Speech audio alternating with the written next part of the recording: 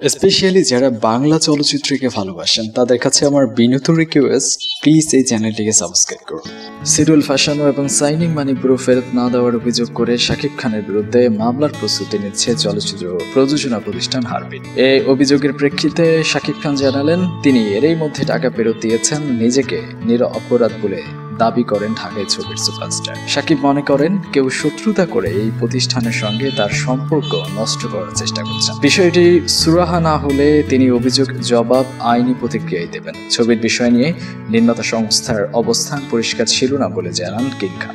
এর আগে প্রযোজনা প্রতিষ্ঠান হার্টবিটের কর্ণধার তাপসী ঠাকুর লিখিত অভিযোগে জানান শিডিউল দিয়ে শাকিব তা রক্ষা করে এবং পুরো টাকা ফেরতও দেয়নি। এমন পরিস্থিতিতে মামলার জন্য প্রাতিষ্ঠানিকভাবে প্রস্তুতি নিচ্ছেন তারা।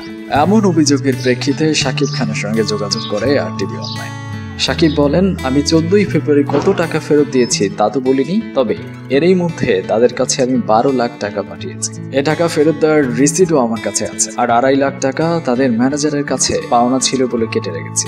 আমি এও বলেছি যদি ম্যানেজার টাকা দিয়ে দেন তাহলে টাকা আমি ফেরত দিয়ে দিব।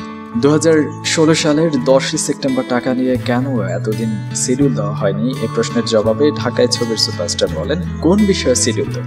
এতদিন তো তারা ঠিকই করতে পারেনি কোন ধারার ছবি করবেন। একবার এক একজন পরিচালকের নাম বলছেন। শুরুতে আমার সঙ্গে কথা হয় ছবিটি যৌথ প্রযোজনা হবে, তারপর কলকাতার বেশ কয়েক প্রতিষ্ঠানের সঙ্গে তারা কথা বলে কিছু করতে পারে।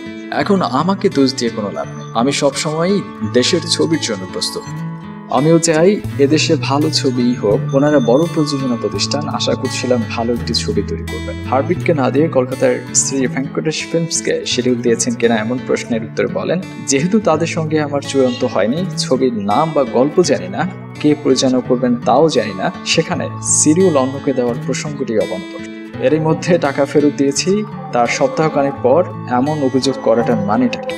স্বপ্নের বাসর খ্যাত অভিনেতা ক্ষোভ প্রকাশ করে বলেন, সুপারস্টার হওয়াটাই বোধহয় অভিশাপ। প্রতিনিয়ত কিছু লোক পিছু লেগে আছেন। দেখুন, আমি বাংলাদেশের পর এখন কলকাতায় নিজের অবস্থান শক্ত করে নিয়েছি। সেখানে কাজ করে টাকা তো দেশে নিয়ে আসছি, দেশের প্রতিনিধিত্ব করছি।